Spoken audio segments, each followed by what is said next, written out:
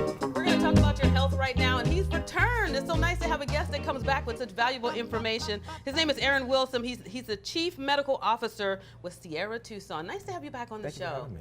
We're going to talk about something that I didn't know anything about. I had to do some research online. It was pretty fascinating because when you think of depression, it has a blanket of a ton of different categories that it falls under, and this is called reverse seasonal affectiveness disorder, also known as S.A.D.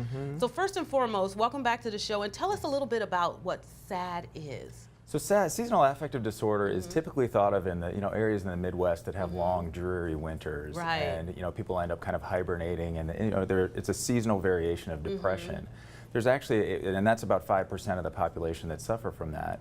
Here in Arizona, in really warm climates, there's actually a kind of a sub-variation of that, which is, very long days, exposure to a lot of sunlight can actually trigger a characteristic pattern of depression that's a little bit different than that hibernation pattern that we see. And people were saying that, this affects a number of different people, and the signs, you could mistake them as something else, but then, when you start to realize, oh, the weather does affect people in a different way to where they can withdraw and take themselves out of their normal activity and become seriously depressed. Oh, absolutely. And you would think because the sun is shining or it's maybe, a little overcast that, people would enjoy that, but for some people, it really affects them in a negative way. So what are some of the things that you can look out for just in case you are concerned and want to know if someone might have this? Absolutely. So, the symptoms that we look, it looks a little different than, your typical depression. We almost call it kind of an irritable depression pattern. Okay. So, obviously symptoms of depression, but irritability, restlessness, just, isolation, so not wanting to engage in activities that you typically do.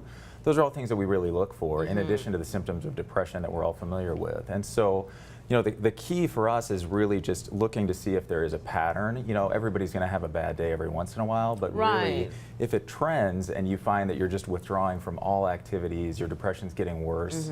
Other things we look for would be typically there's a decreased appetite. You can even see some weight loss. Are people sleeping a little bit more than they should be? Is that another sign? So interestingly, they're actually sleeping less. Oh, yeah. okay. So with seasonal affective disorder in the Midwest, with the winter climates, you actually sleep more and have that more hibernation picture. Right.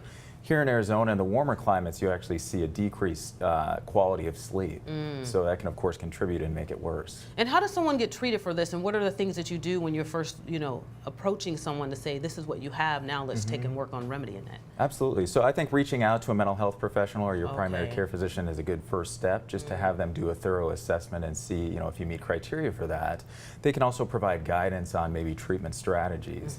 Things that we often tell our patients are to really have a good plan going into the summer. If you notice that that's a trend for you, figure out the activities you're going to engage in, because as we all know here in Arizona, you can't do a lot outside. Yeah, you get a little claustrophobic after a while, right? You Right. can't do all the activities that we typically do that we're known for here in Arizona. And I think people get kind of boxed in with that. So planning ahead is really important. And because it does affect people in the summer months, and once the weather does start to change and you start seeing, their moods and their different things changing and affecting them as a person in a whole, how do you even begin to mentally get yourself prepared? I mean, if you're the person dealing with it, do you really have to outline your life for the whole year, or just that box 3 months or so when it's really hot? Absolutely. I think planning ahead, like I said, what activities are you going to engage in? Are you going to go to a gym? Are you going to walk in the mall?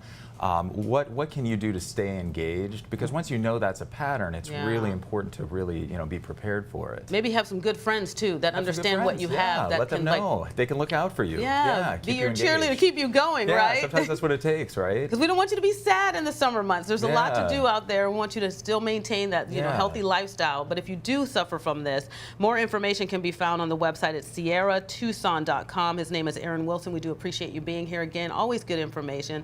We don't want anybody to be sad. I know. We want them to be happy, right? I know. Thank you so much. Yeah, so we can understand this reverse seasonal affectiveness disorder known as S.A.D. Thanks for being on the show.